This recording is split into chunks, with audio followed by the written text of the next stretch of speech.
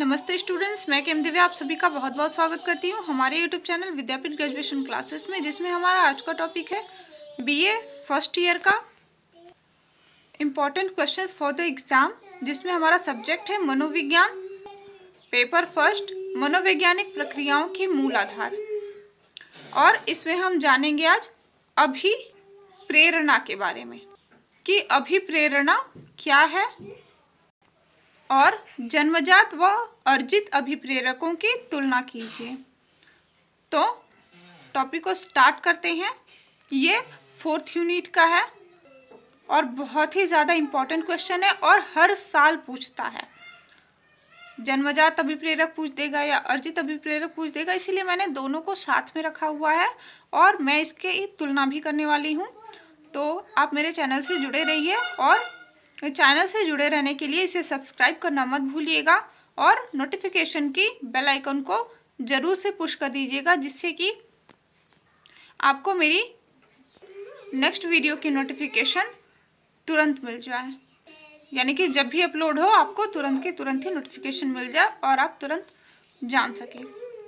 तो आइए अब टॉपिक को शुरू करते हैं। अभिप्रेरणा का इंग्लिश मीनिंग होता है मोटिवेशन, अर्थात अध्ययन के दौरान में जब भी हम अध्ययन कर रहे होते हैं तो उसमें हमें मोटिवेशन की ज़रूरत होती है। तो इसके शाब्दिक अर्थ से ही पता चलता है किसी कार्य को करने का बोध होना। इस अर्थ के अनुसार किसी उद्दीपन को प्रेरणा कहा जा सकता है, क्योंकि बिना किसी उद्दीपक के कोई भी कार्य करना संभव नहीं होता है। क्योंकि हम कुछ भी करते हैं, जैसे हमें भूख लगती है तो ही हम भोजन करते हैं, तो उसी प्रकार से कि बिना किसी उद्दीपक के कोई भी अनुक्रिया संभव नहीं है। उद्दीपन या उत्तेजना ही मानव जीवन के प्रत्येक व्यवहार का आधार होती है।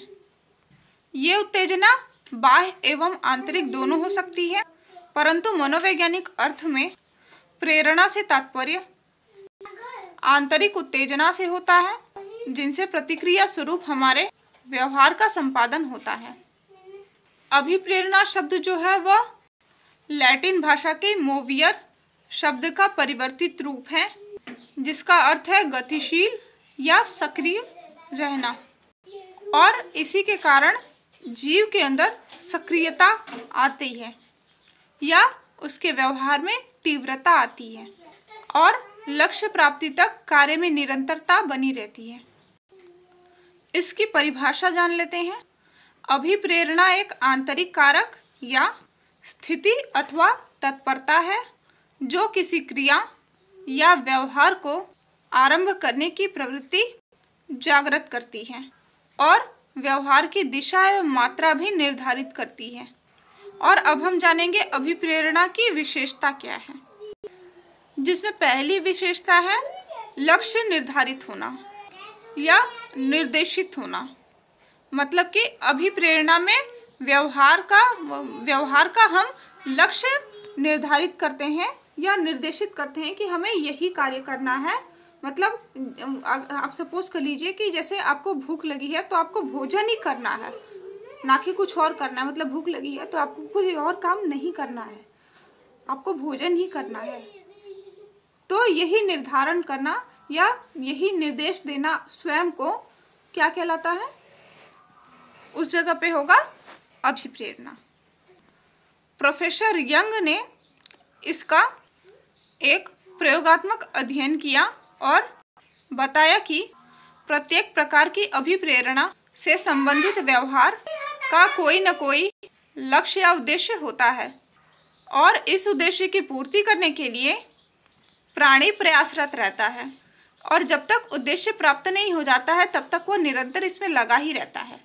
अर्थात तब तक प्राणी का अभिप्रेरणा से संबंधित आंतरिक तत्परता बनी रहती है। प्राणी के लक्ष्य में किसी भी प्रकार का लक्ष्य हो सकता है, जैसे किसी पर अधिकार जमाना या किसी वस्तु को प्राप्त करना आदि। और भी ऐसे बहुत सारे उदाहरण हो सकते हैं। अब जिसकी नेक्स्ट विशेषता है वो है अभिप्रेरित व्यवहार अधिक प्रबल होता है। जैसे किसी भी अभिप्रेरणा की अवस्था में यह देखा गया है कि व्यक्ति आंतरिक तनाव, तत्परता या शक्ति का अनुभव करता है। इस अवस्था में व्यक्ति में अधिक उत्तेजना एवं क्रियाशीलता देखने को मिलती है। इसका प्रयोगात्मक अध्ययन डर्फी ने किया है। नेक्स्ट और तीसरा है कि अभिप्रेरित व्यवहार चयनात्मक होता है। मतलब अभिप्रेरित व्यवहार में प्राणी की क्रियाशीलता बढ़ने से व्यक्ति लक्ष्य प्राप्ति से संबंधित व्यवहार में सभी प्रकार की अनुक्रियाएं न करके केवल चयनात्मक अनुक्रिया ही करता है।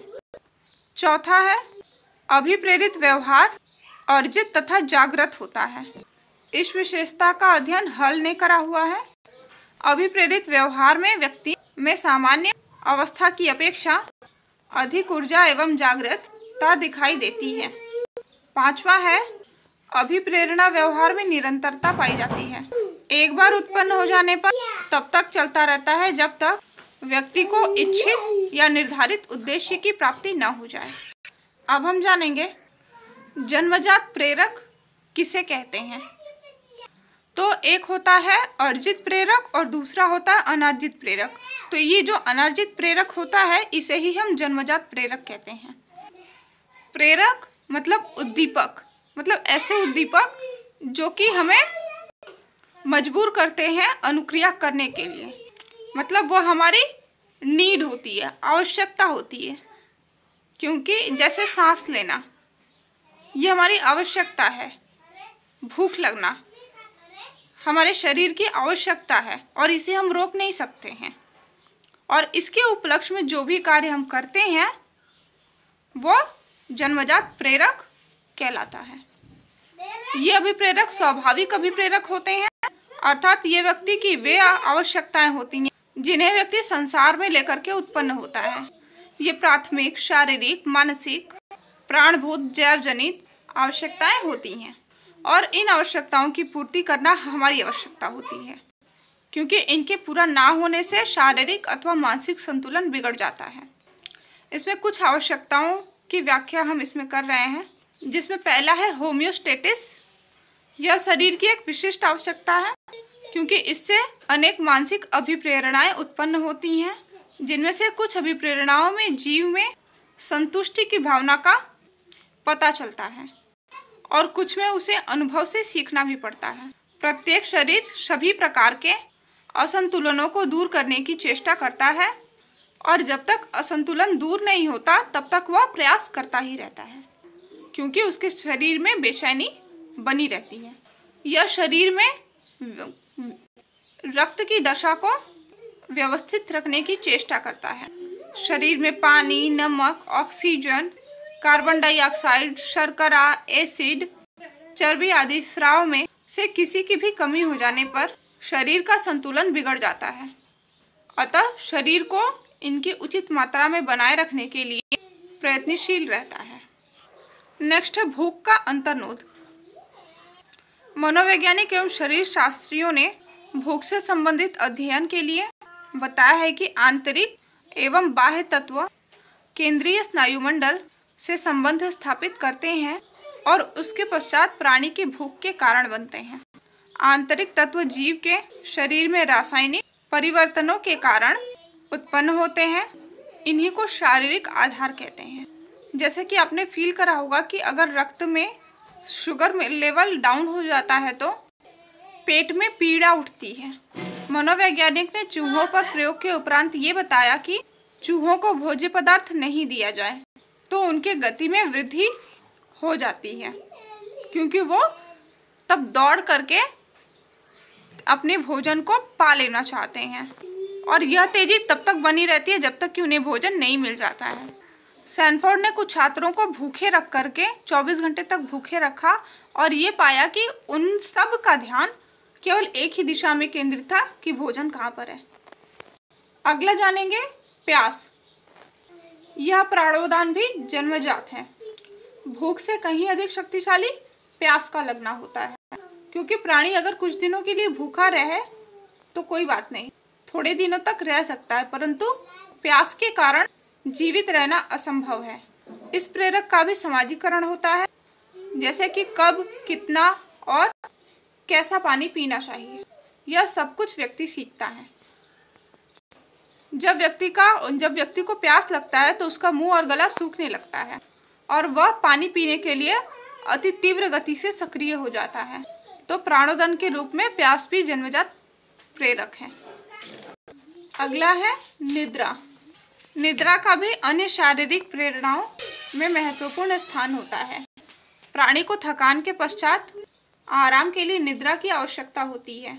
थकान का होना रक्त में कुछ रासायनिक परिवर्तनों के कारण होता है।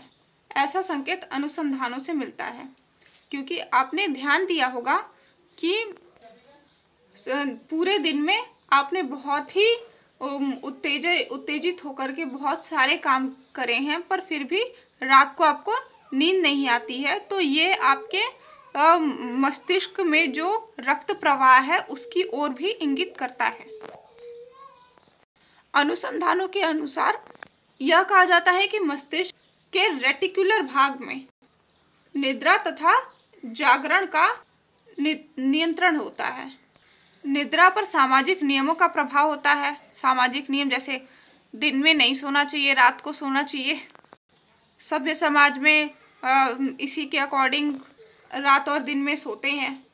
अब जैसे बच्चों को देख लीजिए कि बच्चे दिन में कई बार सोते हैं, पर इंसान नहीं सो सकते हैं। कहीं कहीं तो सोने पर सामाजिक मान्यताओं का प्रभाव नहीं पड़ता है, मतलब दिन में सो जाएंगे तो क्या होगा, बट पुराणों के अनुसार दिन में नहीं सोना चाहिए, रात को सोना चाहिए। तो ये अलग अलग प्रकार की धारणाएं हैं। ये जो निद्रा है वह हमारे शरीर की आवश्यकता के अनुसार आती है। अगर आपको नींद नहीं आ रहा है तो आप मान करके चलिए कि जो रेटिकुला का भाग है वहाँ पर आपको कुछ प्रॉब्लम है, क्योंकि जागने का और सोने का नियंत्रण वहीं पर होता है। अब नेक्स्ट हमारा जो है वो मल मूत्र त्यागना। तो ये भी एक स्वाभाविक क्रिया है।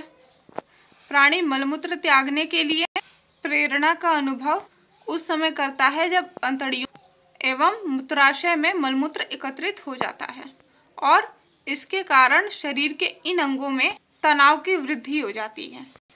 इस प्रक्रिया पर भी समाज का प्रभाव पड़ता है, जैसे पूर्व दिशा में नहीं करना चाहिए, सूर्य के सामने नहीं करना चाहिए, वगैरह वगैरह। अभी जैसे है कि खुले में नहीं करना चाहिए। तो ये सारी चीज़ें समाजीकरण इसको प्रभावित करता है। तदुपरांत इस पर व्यक्ति का नियंत्रण संभव होता है, बट थोड़े टाइम के लिए। बाल्यकाल में इसका नियंत्रण नहीं होता है, क्योंकि तब उनको बच्चों को फर्क नहीं पड़ता है कि कौन सा समाज कैसा समाज, उनको बल्कि ये चीज़ें सिखाई जाती हैं। लेकिन सामाजिक परिवेश एवं सामाजिकरण के फलस्वरूप इसके विसर्जन के नियमों का बोध उसे हो जाता है और परिपक्वता के साथ साथ बालकों में मलमूत्र त्यागने की या उसके तनाव को सहन करने की क्षमता में विकास हो जाता है और मानसिक रूप से भी वो स्ट्रांग हो जाते हैं। अब ये तो था जो जन्मजात हैं, ठीक है, अर्थात अनार्जित प्रेरक हैं। अब हम बात करेंगे जो अर्जित प्रेरक हैं।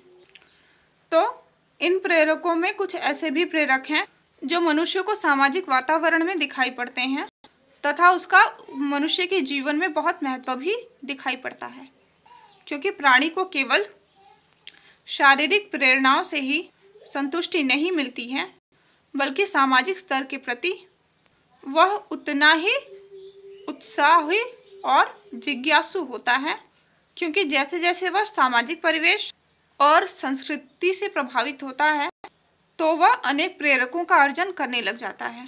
इन प्रेरकों का विकास